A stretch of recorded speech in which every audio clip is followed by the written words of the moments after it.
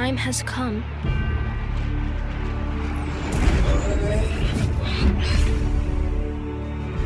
To embark on another bold adventure.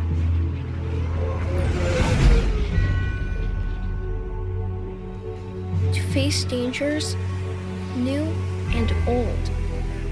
We feel your deeds far and wide. Everybody with me? Let's give them a show.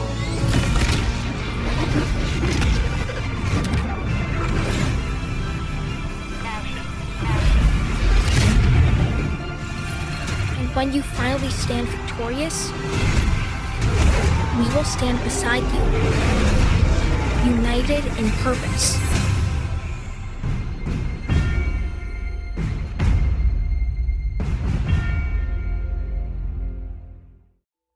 Well, it looks like the F-8 Lightning may indeed be coming to players a little bit sooner than expected. Might. Emphasis on the word might. Now, some people might say, hey, you know what Chris Roberts said, you could only get it if you were a concierge up to this level, or if you earned the badge in Squadron 42. So how is it that, now maybe it's going to appear for sale in the game during Invictus/Fleet Week? Well, technically they could do it. Off the bat, the one that jumped to the head of the pack after the last 12 hours is, what's up with the F-8 Lightning? What's to do with the F-8 Lightning, Chris?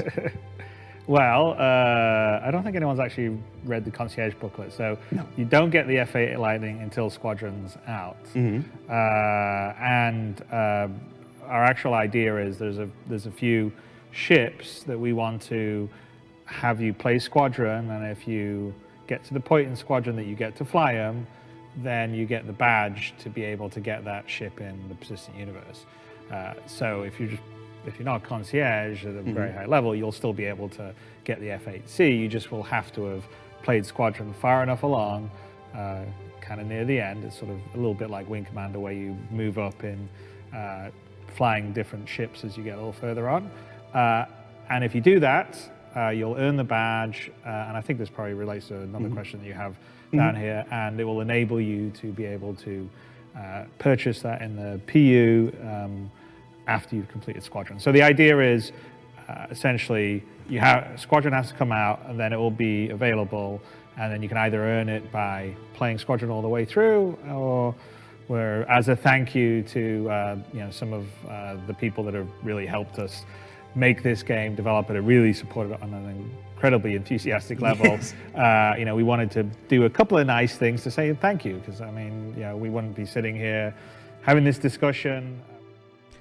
Now, sorry for the slight audio desync there. It's probably going to turn up in the final render of the video, but I've used that footage before, and obviously it has not stood the test of time. That is from an interview from about 2 years ago. So things change over time with Star Citizen, in case you're new. That does happen. And so it's entirely possible that we are now in a stage in the game's development where CIG is having to, adjust their plan. And on a technicality, it could be true that this is, this could be the F-8B, or this could be the F-8C/2 model, or the F-8 Lightning, whatever, acrobatic demonstration model, or something like that, if indeed they do sell it. And there's nothing as of the current date that I have seen as of making this video that says that there is going to be an F-8 Lightning that is there and that is ready for purchase immediately, and that is flight ready. So you may end up buying a variant of this ship that may not be flyable for a patch, 2 patch, 3 patches into the future. There are people who have owned Javelins and Idrises for years and years and years and still haven't flown them, so it's nothing new. So there aren't a lot of details yet, but one of the things that Chris did say in that interview was that while you will be able to purchase the the F-8C at some point in the future, or earn a badge towards it, and it may not have all the military grade that the F-8A does, or the military grade components. There's nothing to really say that it may not include that in the future, or it may not be able to be upgraded to that level in the future. There may be things that you can earn variously in the future that will allow you to take that ship up to a military level, right? So the limitations are fairly unknown. And, we are speculating based on seeing a trailer that shows the F-8 Lightning, a demonstration or a flight acrobatic team model of the F-8 Lightning. We don't know exactly what we're getting yet, right? There's a few ships that are featured prominently on the poster: the Idris, the Valkyrie, the F-7A, which is the military variant of the Hornet, and this F-8 Lightning. But what F-8 Lightning is going to be for sale? Is there going to be one for sale?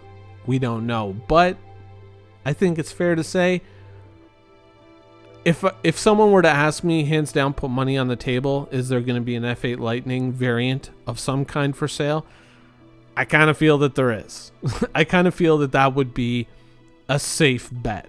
And my sureness of that, or my belief in that, would vary depending on the amount of money being put on the table, but I kind of feel that would be a safe bet, that there is going to be an F-8 Lightning up for grabs in this sale. Immediately flyable? Maybe. I mean, we know that the F-8 Lightning is something that they're working on for Squadron. We know it's a later ship in Squadron. And we've seen the F-8 Lightning for years and years and years, since the original screenshots came out of it, telling us that at some point in the future, this ship is going to be out there. So we know that this is something that's been worked on in the background. To what level of development it has seen, we've gotten hints. They've made certain adjustments to it. One of the big improvements that they made was in the cockpit view for the ship. They did a whole talking point about that in one of the old episodes of ATV, where they showed the upgraded cockpit view from the F-8 Lightning. So it's fair to say that this is a ship that's pretty far along. And that was years ago that they showed us this. I think we hadn't even had 3.0 at that point. I think that video was about 3 years old. So I think it's not unreasonable to assume that there could be a flyable F-8 Lightning, or some variant of the F-8 Lightning, something that perhaps starts off as kind of a civilian-esque model that maybe with the right equipment purchased in the persistent universe, you can take it up to, even with what's available now, to something that would fairly resemble the full F-8A military version of the ship. That is entirely possible. Or, will it be purchased individually as part of a package? Who knows? These are all things that are up in the air. So is the F-8 Lightning, is it something that I would look at? Is it something that I would consider as something worth buying? And we're going to kind of focus in on the F-8 Lightning. I mean, we've seen the Idris. We've talked about the Idris before. The Hornet, the F-7A model, if that is indeed up for grabs, I don't know. I mean, that I think was something that was still going to be tied to a badge in Squadron 42 as well. But, I mean, the Hornet's the Hornet. Is it really going to be a game changer? No. The F-8 Lightning, what do I think of it as a ship potentially for sale in the near future? Is it something worth considering?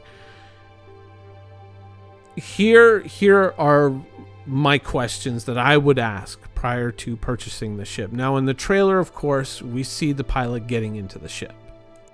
And this is where my question starts. Now, if we're getting into the ship, just kind of climbing up into the cockpit as you would in a normal fighter, or many of the normal fighters, does that mean that there's no interior space within the F-8 Lightning? Is there no space to store things like extra guns, weapons, food, all the supplies that we know that we're going to need in the universe. Sure, it's a flashy looking, great looking ship as a fighter, but is it going to sustain me with all the realistic physical needs that I am going to have in the Star Citizen universe? Or is it simply combat based and nothing else? This is a very real concern. This is, if you're out and you're playing in the Star Citizen universe, you realize that Star Citizen goes beyond simply just ship-to-ship combat. There is a very much an FPS, granular kind of direct contact with the universe that a lot of these games in the past, simply because they didn't have the facilities, did not include. But now this becomes a very real concern. It's something that you have to think about. Because you're going to be out in the universe and you're going to have to interact with different objects on different levels. You're going to need to bring different tools. You're going to have to do, you're going to have to use mining drills. You're going to have to use guns. You're going to have to use medical equipment. You're going to have to use different sets of armor for different environments. These are all questions and concerns that you now have to be able to answer. These are problems that the player has to solve on the fly. And if your ship doesn't really support that, that ship could, in the end, even if it's very advantageous in combat, day in and day out, it could be something of a problem to use that ship. For me, for a combat ship, let's say it has none of those capabilities. Let's say it can't carry armor, can't carry food and water, can't carry, different weapons and all the tools that I may need, even in like some kind of exterior storage pod that I can access and just put guns into. If it can't do all those things, then it better be a god mode fighter for me to consider it. And, things can be deceiving. I mean, certainly some people have commented on the fact that it's very funny how a stealth dropship is actually one of the best fighters you can possibly buy right now. But is it going to remain that way? Probably not. So I would be very dubious as to the opening strength of the F-8 Lightning. Let's say it's flight ready, people get it, and it's like, oh my god, it's dominating. Is it always going to dominate? I don't know. Like, these are questions that you have to answer. I mean, when I complain about ships and fighters and stuff like that, often one of my complaints is that, some people focus in on, it only has this many guns, or, the guns are only this size instead of that size. And that really doesn't concern me, because those things are always fluid and those things are very easy to change for CIG.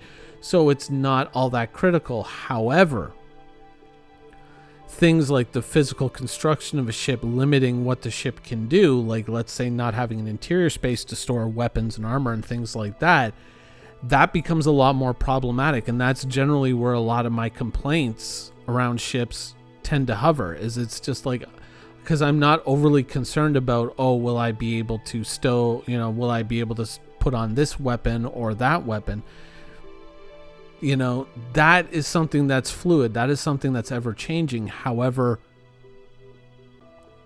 being able to do the very basic things that the universe says that I'm going to need to be able to do, that's a concern if it cannot fulfill those needs. And so that is something that you really have to think about. So it would really have to be a god mode level fighter for me to consider it, because knowing the game as I do, and playing so much of the game, I realize that it goes beyond just something being a good combat ship. It needs to be able to do more because the universe requires more of the player. So something that might work really well in a very limited game like Squadron 42 in Star Citizen may not be so great.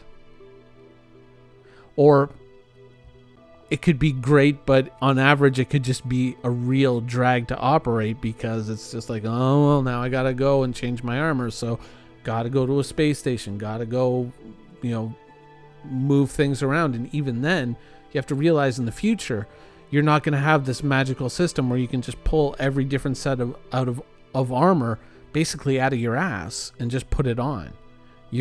All these things are going to be physicalized, and they're going to exist in specific locations in the universe, and so you're not going to always have access to them in the future. And that kind of adds to that level of frustration that you may experience when the situation requires you to make a change or to adapt to something and you don't have those things there in the moment. That could be a pretty hefty price to pay. Now, just because it's a military vessel doesn't mean, it should include gun racks, as some people will tell you, as like a counterpoint to what my criticisms of the Hammerhead, which is always, it's just the most hilarious and adorable comments to read. But, counter to what I'm saying, if this does end up being a solid fighter, and even if it is like something that it doesn't have a dedicated interior space like something like the Vanguard, but it does have exterior spaces where you can kind of change these things around, so it is somewhat limited in the environments that you're going to be in and how you can change your gear around. But if it does have exterior spaces on it where you can put in a certain amount of weapons or different types of armor that you can put in or put on over your undersuit and things like that and make changes like that, then I think that it becomes a lot more practical and it becomes a lot more interesting of a ship. And that's when I would kind of go like, oh, okay, now we're actually talking. Because realistically, I mean, you can argue that we have a certain variety of heavy fighters in ships like the Freelancer Miss, or to a certain degree maybe even the Cutlass a little bit. This is an area of Star Citizen that has been heavily neglected in favor of developing more and ever more of the small ships that suffer from, range problems and, not being able to quantum as far as easily as the other ships do. And I think that certainly, people like me have certainly commented on this, and I think that there has been a shift within the community away from fighters and more towards ships that kind of have solutions to a broader array of gameplay that players are now kind of realizing that they're going to be faced with. A broader array of problems, and being able to bring more solutions to those problems with them is something that a lot more players are seeing as handy. Even the players who are going out and still purchasing smaller ships are still looking at ships that are of that heavier class and going like, this is probably going to be my bread and butter ship more often than not when I'm playing in the PU, whether in a group or with friends, or by myself rather. So if this indeed kind of ticks all those boxes, I think that makes the F-8 Lightning a very interesting ship. Because even if it ends up being just kind of like, oh, this is the acrobatic demonstration model, unless it explicitly states that, and by the way, you will never be able to get it anywhere near to the F-8A in terms of, modifying the equipment, the engines, the shields, the guns, all of that stuff. Unless it explicitly states that, I would expect that you can get it fairly close with stuff that you purchase in Universe. And that could be a very interesting addition to the heavy fighter lineup in Star Citizen, which desperately needs more ships and more variety. So that would be kind of my test when the F-8, when and if the F-8 Lightning does kind of come out and kind of reach the broader Star Citizen audience. If indeed that is the case, then this could get interesting. This could get very interesting. Anyways, that's the show for today. Hope you guys enjoyed it, and thanks for watching.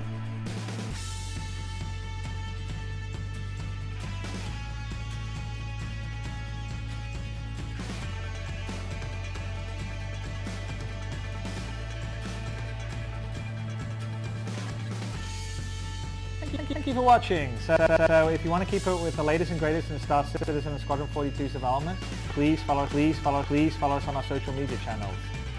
See you soon.